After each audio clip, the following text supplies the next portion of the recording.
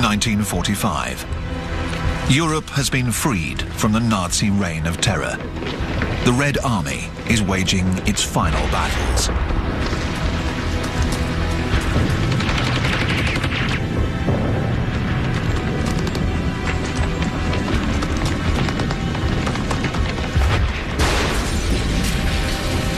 Captain Yosef Prautov, a Russian officer. The hate ran so deep. We wanted to end the war, annihilate that force that wanted to kill us. Finish it off, once and for all.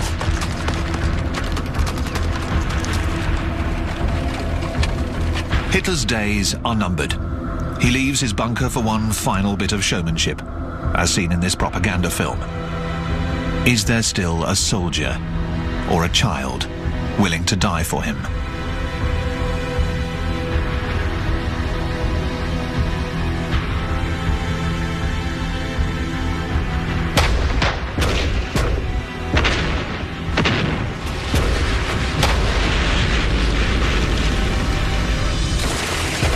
The war left some 50 million dead, most of them innocent civilians.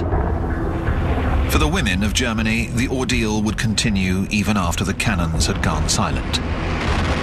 The book A Woman in Berlin is a deeply disturbing account of the Russians' rape of German women in 1945.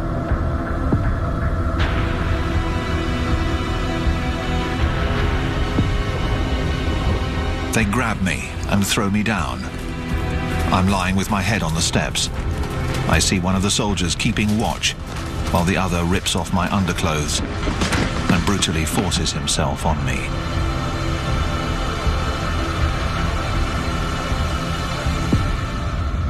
But then we'd say, better to have a Russian on your belly than an American over your head. This German woman was referring to the Allied bombers that pounded her city into ruins.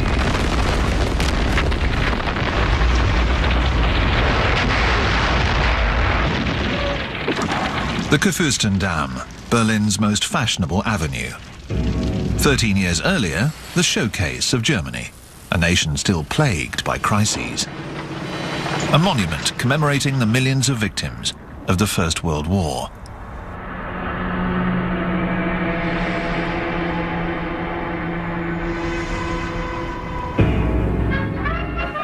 Marlene Dietrich is singing The Blue Angel in Berlin. Alexanderplatz.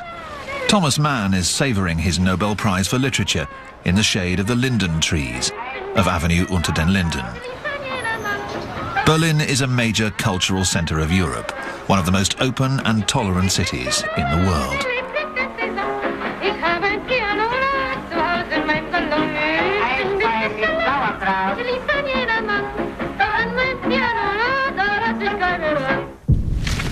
Then in 1933, all that changes. Through intimidation, demagoguery, and exploiting the bitterness of the German veterans, Hitler and his armed militias, like the SA with their hymn The Horst Wessel Lied, seized control of Germany.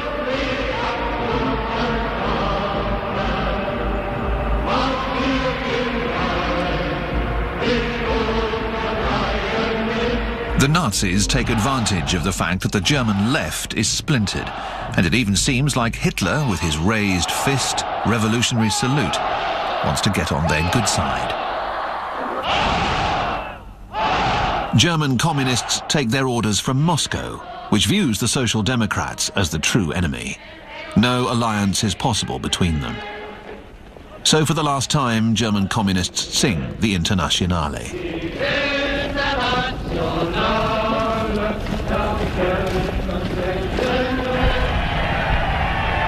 Hitler comes to power legally on January the 30th, 1933. Within a few months, his dictatorship is firmly in place. He becomes Die Führer, the leader. His supporters rise and chant, Heil Hitler.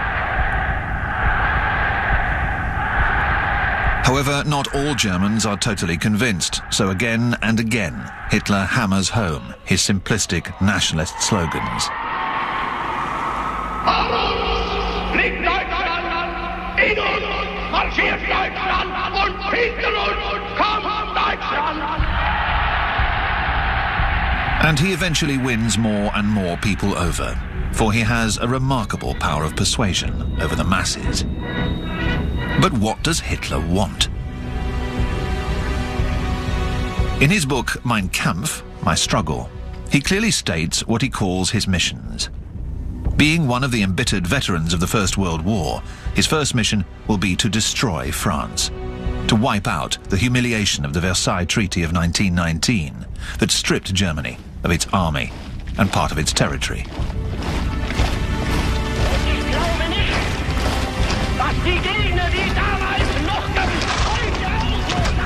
Then he wants to conquer what he calls Lebensraum, living space. Germany has a population of 80 million, twice that of France. He wants to make Germany the world power that it deserves to be.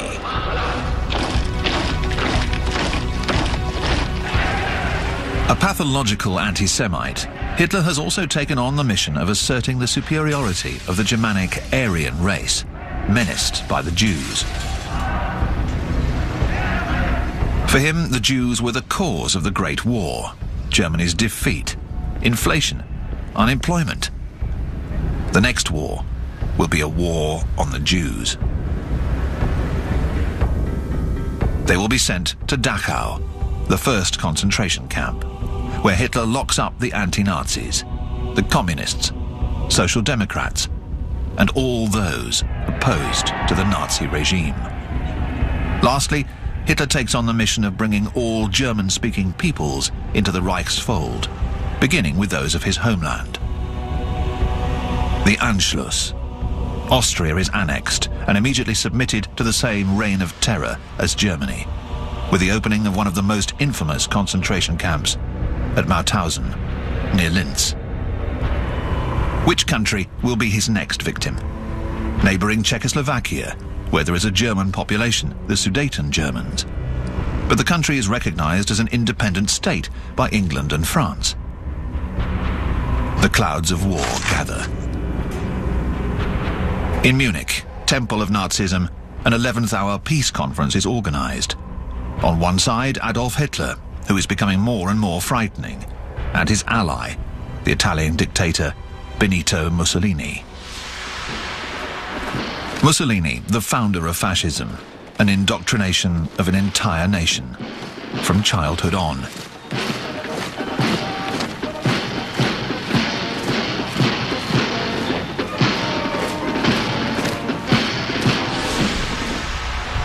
On the other side, the Western democracies, victorious but exhausted from the Great War.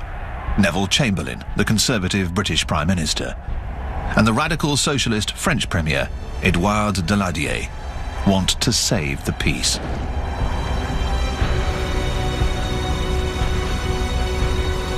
They end up accepting the unacceptable.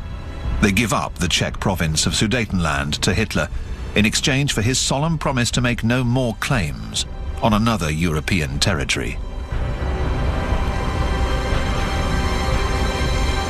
But what is Hitler's promise worth? Just 6 months later, he invades the rest of Czechoslovakia and enters Prague, accompanied by Marshal Hermann Göring. Göring, a former First World War fighter pilot, one of the founders of the Nazi Party, is now the air minister and an ogre trying to charm the Czech children. Hitler no longer needs the excuse of reuniting German-speaking people. The powerful Czech industry will be working for him. Why shouldn't he take advantage of it? The Allies let him get away with it. The USSR is the last major neighboring power left to counter Hitler. It has signed a mutual assistance treaty with France. The Union of Soviet Socialist Republics is the official name of Communist Russia and its satellite republics. Manipulation of the masses in Red Square masks the iron-fisted dictatorship of Stalin, who has also thrown millions of poor wretches into his labor camps, the Gulag.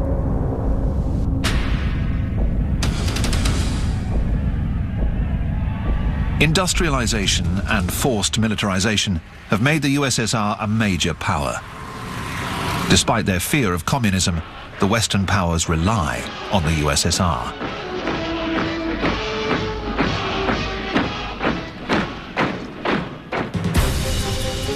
Hitler is going to beat them to the punch. In the summer of 1939, in his Berchtesgaden chalet, with his Minister of Foreign Affairs Joachim von Ribbentrop, he prepares a blocking maneuver. Hitler, who swore to destroy communism, sends von Ribbentrop, the Nazi, to Moscow to sign a history-making treaty with his worst enemy.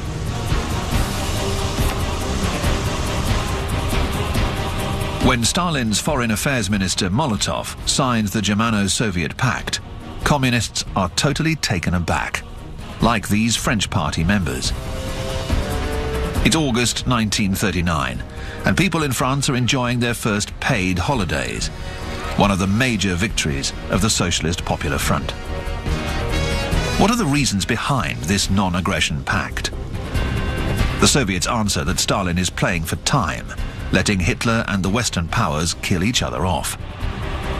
Perhaps Stalin, who intends to grab the Baltic countries and part of Poland, even has the illusion that he could share Europe with Hitler on a permanent basis. In 1936, the US Congress had passed the Neutrality Act to avoid being dragged into a European war once again.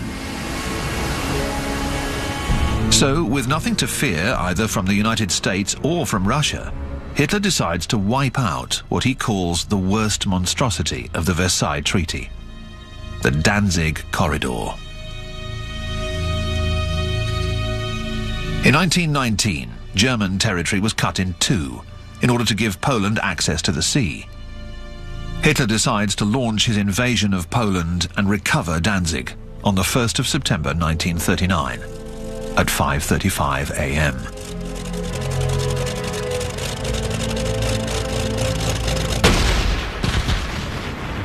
The first cannon shot of the Second World War is fired on Danzig.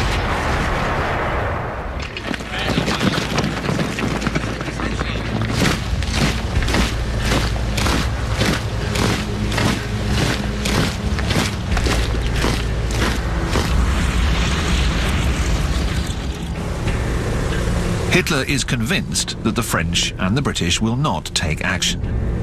Yet the two governments meet immediately and send him an ultimatum demanding that he halt all military action against Poland. Hitler declares, "Our enemies are little worms." And he adds, "Who wants to get bogged down in a world war for Danzig?" September the 3rd, 1939. At 11 a.m., the ambassador of Great Britain in Berlin delivers a declaration of war.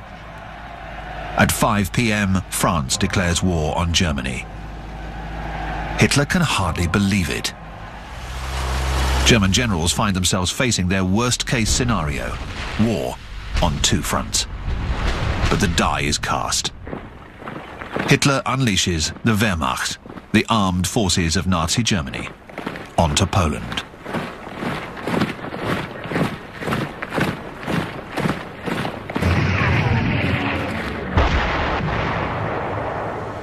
Entering battle as if in a bygone age, the Polish cavalry charges the German tanks and is slaughtered.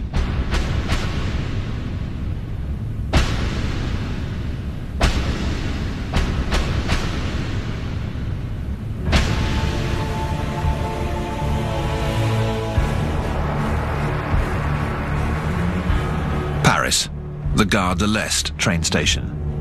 Many of these men had shipped out from these same platforms 25 years ago, in a totally different atmosphere.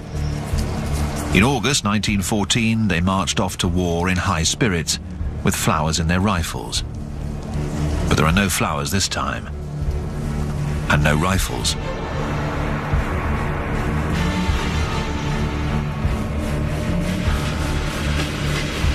Nobody wants to fight this war.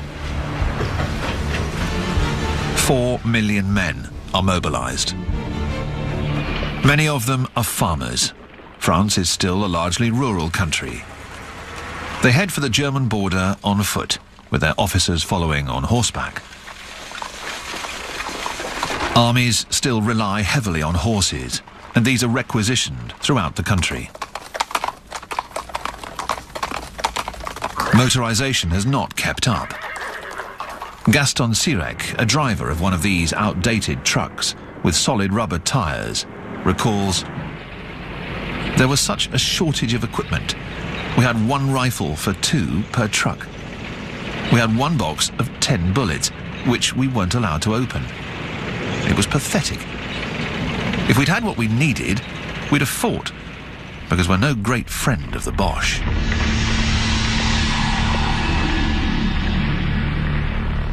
The Boche was a pejorative term for the German soldiers during the previous war.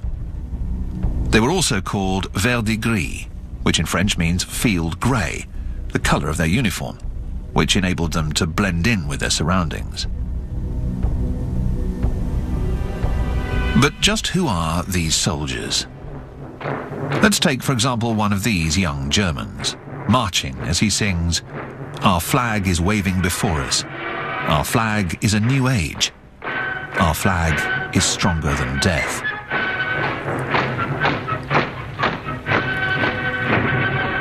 His name is August von Kageneck. He writes, "I thought that a military career was the right choice. My parents thought so as well. My father would tell me, 'At least there you can still open your mouth and say what you like, and you don't have to do that Nazi salute.'" In September 1939, August von Kageneck is still training to become a tank commander. He writes, "My father, who was a general, was telling me, 'The French have 40 divisions on the border. We have 15. All the rest are in Poland. 500,000 men against 200,000. They outnumber us 2 to 1.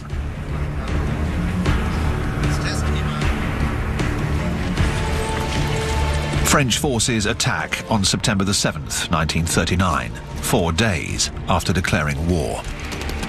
This offensive, launched to show public opinion that Poland has not been abandoned, advances 8 kilometers into the Saar region.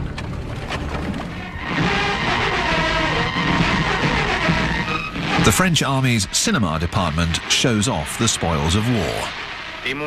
Bicycles. Qui récupérèrent si plaisamment les vélos abandonnés dans les villages allemands.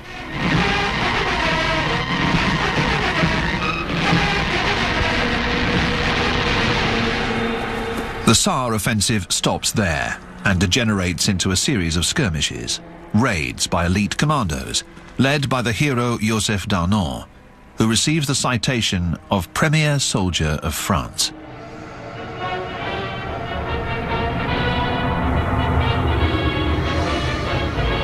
Later, he will become one of the most rabid collaborators with the Germans, and eventually he'll be executed after the war.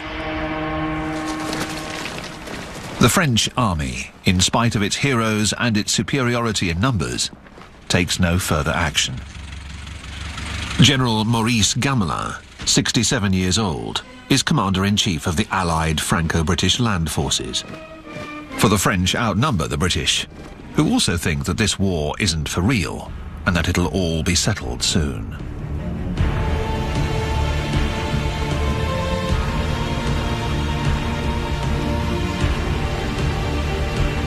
Gamelin himself has no desire to refight the war of 1914.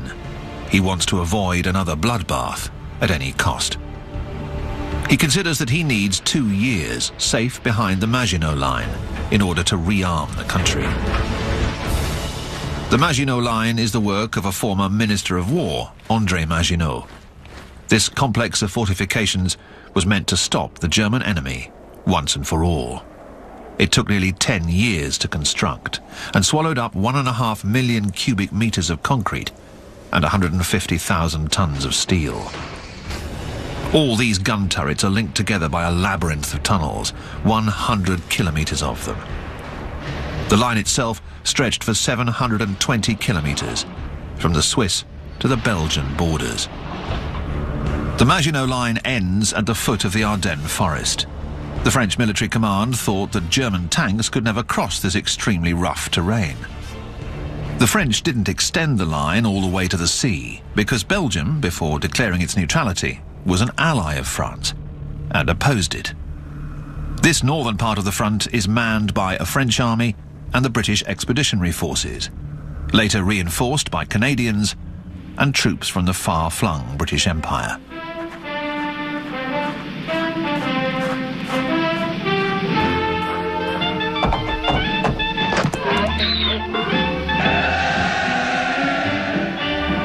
In Britain, a popular song of the day was the washing on the Siegfried Line. We're gonna hang out the washing on the Siegfried Line. Have you any dirty washing, mother dear? We're gonna hang out the washing on the Siegfried Line, 'cause the washing day is here. The Siegfried Line is the string of fortifications constructed by Hitler facing the Maginot Line. The Germans don't attack. They're still trying to avoid a second front. The French, nevertheless, take some precautions. They evacuate the population of Alsace and Lorraine to the regions of Périgord and Charente in the southwest. Strasbourg, a ghost town. Abandoned by its population, emptied of its soul, especially that of the synagogues.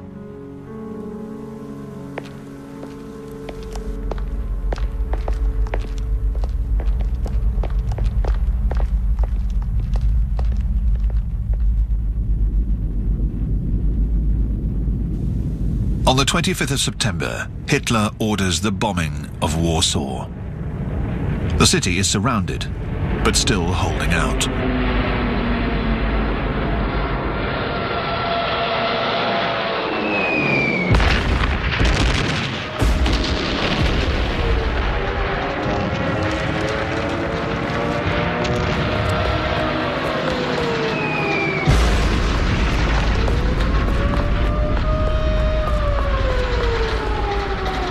The Führer wants to strike terror into the hearts and minds not only of the Poles, but of the French and British as well. This is what is in store for you.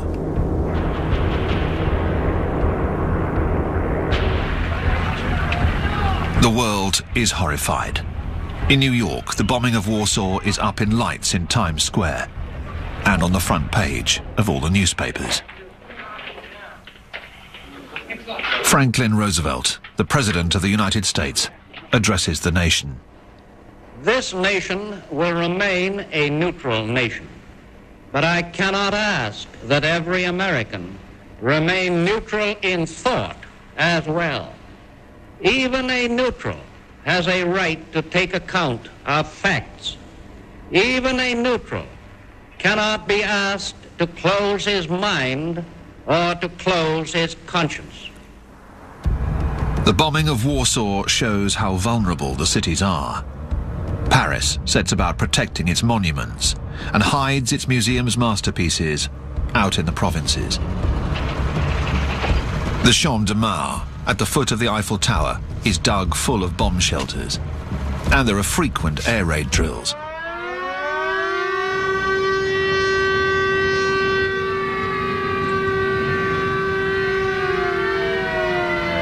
Gas masks are compulsory.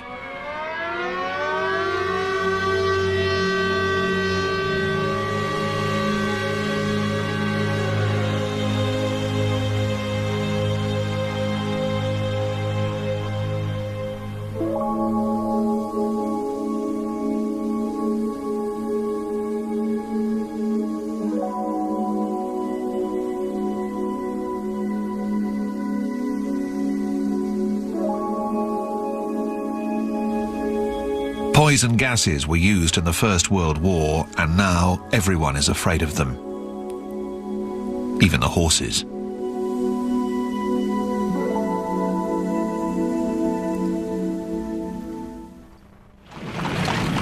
Meanwhile, Poland is being ruthlessly carved up.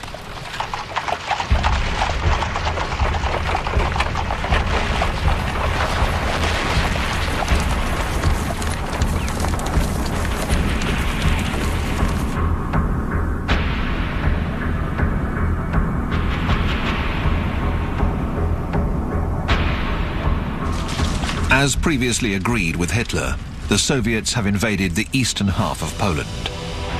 Here, German and Soviet soldiers are fraternizing, an incongruous sight to say the least.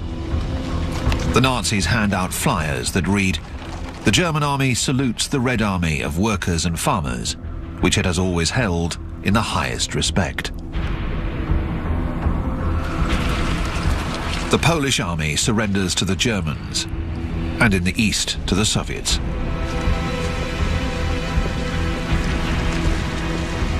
Stalin then orders the execution of 20,000 Polish prisoners.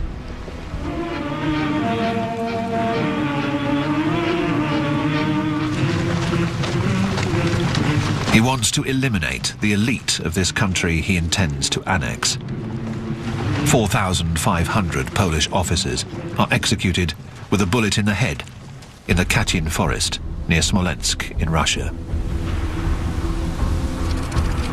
2 years later, at the Kremlin, Stalin meets with the head of the Polish government in exile, General Sikorski, who delivers a list of missing Polish officers.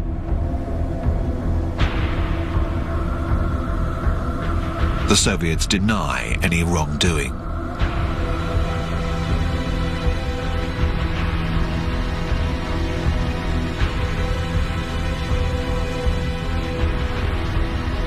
In 1992, the president of post-Soviet Russia, Boris Yeltsin, will present the Polish president Lech Walesa with the original order of execution, signed by Stalin himself.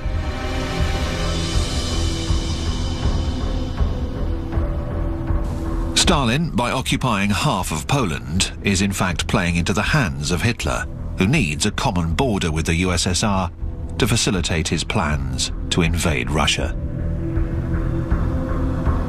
Hitler and Himmler, the head of the SS, will now take care of Poland by naming the Nazi Hans Frank Governor-General of the occupied Polish provinces, who proclaims, "I have the power of life and death over the Polish people."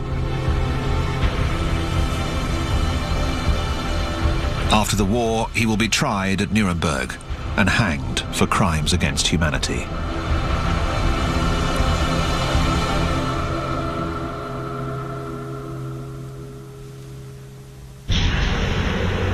These gypsies, held in a pen, are filmed by a German. For the Nazis, they are non-persons. The women will be forced to undergo sterilization because they do not deserve to reproduce. The Nazis declare open season on gypsies. Hundreds of thousands will be interned in concentration camps.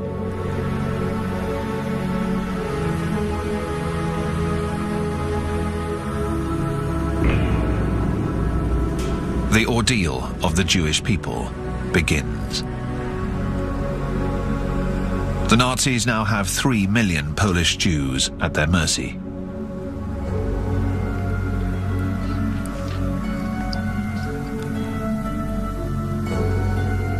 Hitler is still uncertain about what to do with them. As long as the war is going well for him, he considers deporting them to the east, or even shipping them to Madagascar.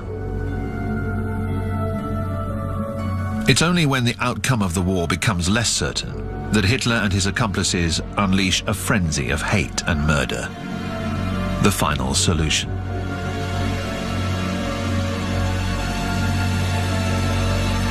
For the time being, the Jews have to be identified, marked with a yellow star, and herded into ghettos, some of which are completely walled off. From the diary of one of these unfortunate souls. It's heartrending to see the shameful scenes of violence that take place before our eyes. Women and the elderly beaten right out in the streets by petty thugs. Tears come to my eyes. All our powerlessness, all our isolation is there to see right in the open where not a single person takes our defense. We are so weak.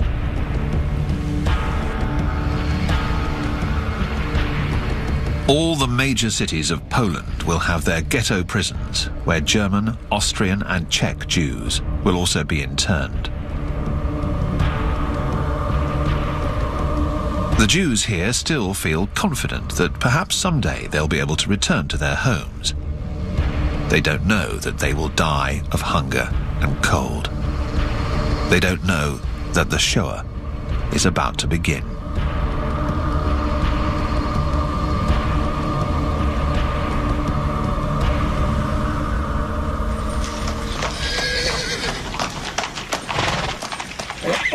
Warsaw is in ruins. Hitler comes to be filmed by a propaganda crew, seen here travelling in a car in the background.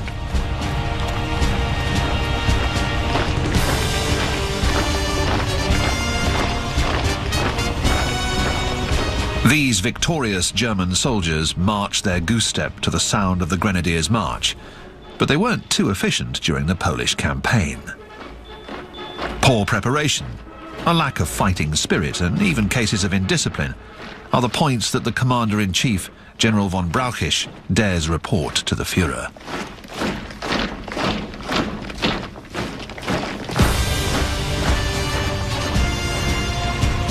Hitler is furious, but he is immune to doubt and orders the attack on the West to be prepared.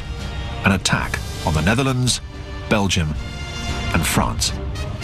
Some of his generals think it's madness. Some of them begin plotting to overthrow the Führer. This is a crucial moment. The course of history lies in the balance. November the 8th, 1939.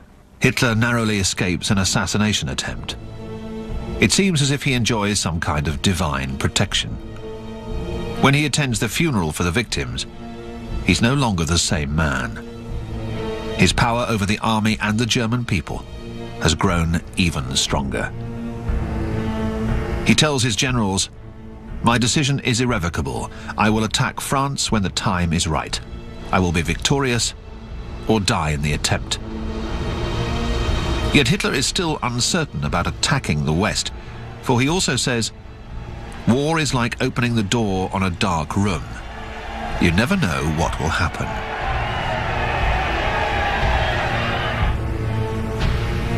Eventually, he postpones the order to attack and goes back to his chalet in the Alps to join his mistress, Eva Braun.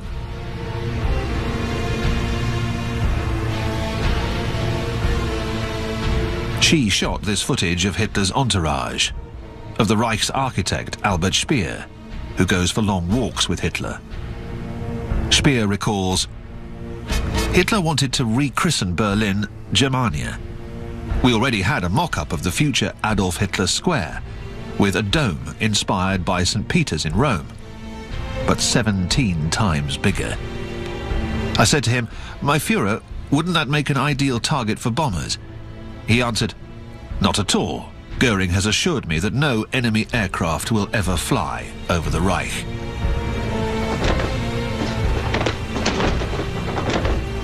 From his barracks, the future German officer August von Kageneck writes to his mother, "We are all eager to fight.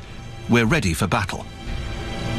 His mother answers, "This war is a crime, and we are going to have to pay for it."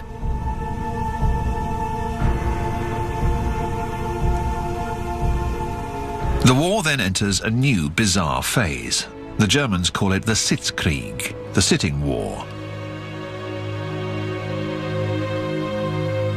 The British call it the phony war. And for the French, it's the drôle de guerre, the funny war.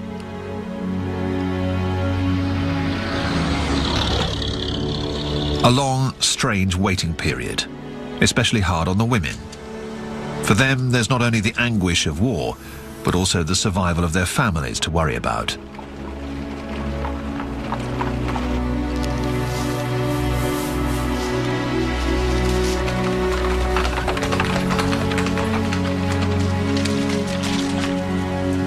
As in the last war, the soldiers dig in and try to make the best of things.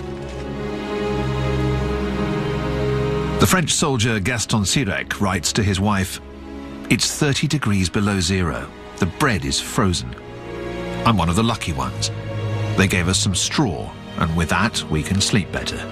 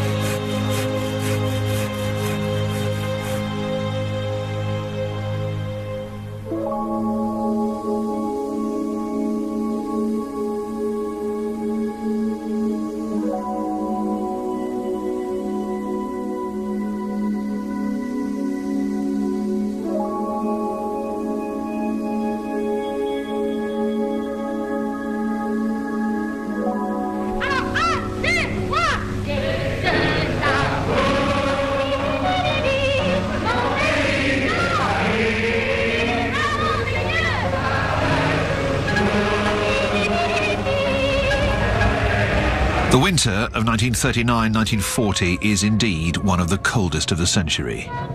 To make a bad situation worse, all the winters of this war will be brutally cold.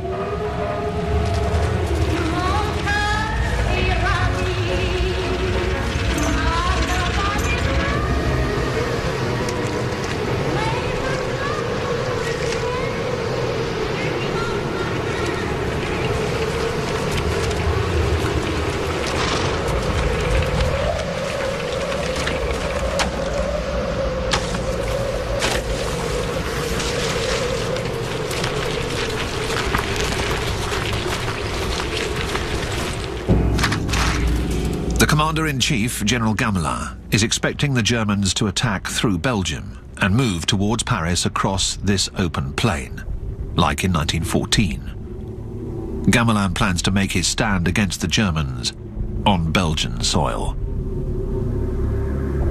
In France, Colonel de Gaulle, a tank officer who's beginning to make a name for himself, criticizes this strategy. He calls it the Maginot Line mentality, which consists in waiting for the other side to make a move.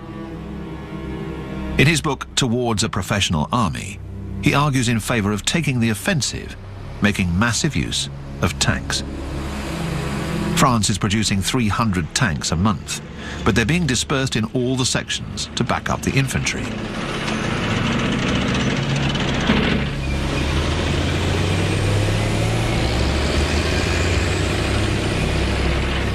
French aviation has also fallen behind. France ordered 4,000 planes from the United States, in spite of the ever-growing isolationist trend championed by Charles Lindbergh, the hero who made the first transatlantic solo flight, and now a leading proponent of the America First movement. If you believe in an independent destiny for America, if you believe that this country should not enter the war in Europe, we ask you to join the America First Committee in its stand. It's the isolationist voice of America and of public personalities like Henry Ford, the anti-Semitic car maker. Or like Joseph Kennedy, America's ambassador in London, who is anti-war, whereas his son, John, the future President Kennedy, supports European democracies. Nazi sympathizers in America also contribute to the impassioned climate that reigns at the beginning of 1940. In Europe, the British Union of Fascists are also quite active. Up to the moment, they're banned. Oswald Mosley, the English Führer, challenges the government right in the centre of London. He'll spend the next several years in prison.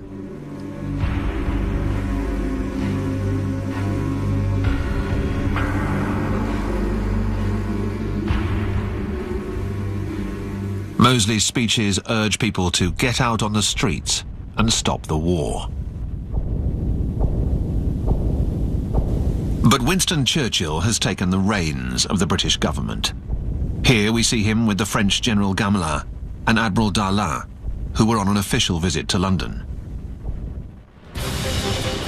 A Franco-British expeditionary corps is formed to help Finland, which has been invaded by the Soviet Union. France is preparing to send its elite soldiers, the French Foreign Legion. The Foreign Legion. For a century, it has been taking in the world's reprobates, no matter what their past, as long as it's not too shady.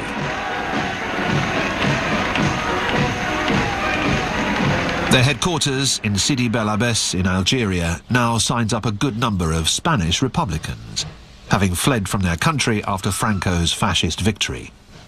They're now eager to fight the Nazis who supported Franco.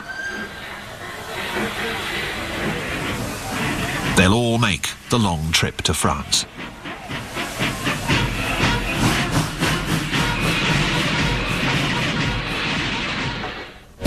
The Legionnaires embark at Brest, along with the well-equipped Chasseurs Alpins, a mountain corps trained for action in the snow.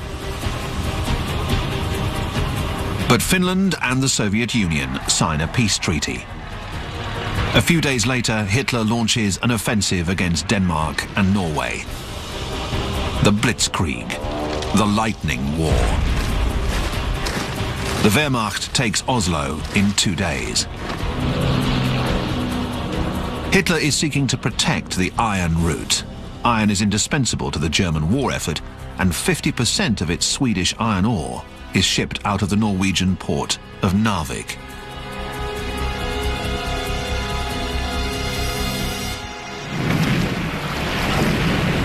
The Franco-British Expeditionary Corps lands in the fjord of Narvik. After a month of fighting, the Allies take Narvik. The iron route is temporarily cut.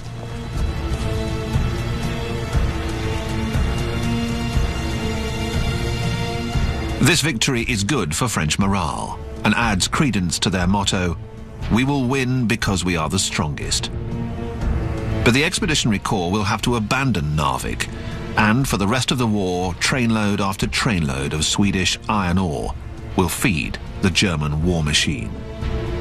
The French are brought back home, for the Germans have just launched their offensive in the west. The 9th of May 1940, Hitler left Berlin on his private train, codenamed Amerika, heading west towards new headquarters near the French border. Hitler announces, "Gentlemen, the offensive has just begun."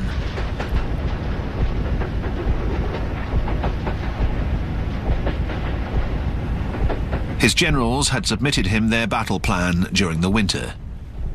It looked similar to that of 1914. Attack through Belgium. But Hitler preferred General von Manstein's idea, cutting straight through the Ardennes forest, then swinging up and driving towards the sea, encircling the Allies with a sickle-cut movement. But this sickle-cut movement is in fact a huge gamble, because the Allies could turn back and counterattack. However, Hitler is confident. He notes, "The main thing is to have good weather."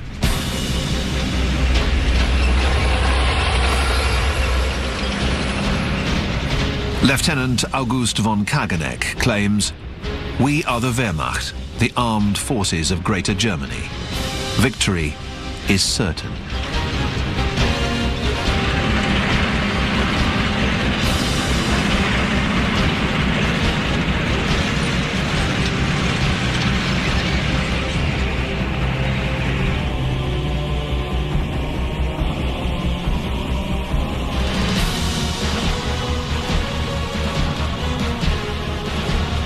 For the German soldiers, their homeland is in danger.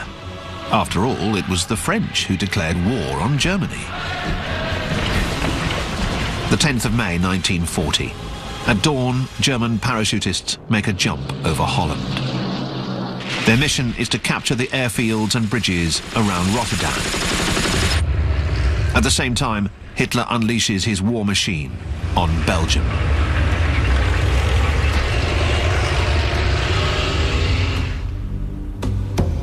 Hitler waits. Will the Allies fall into the trap?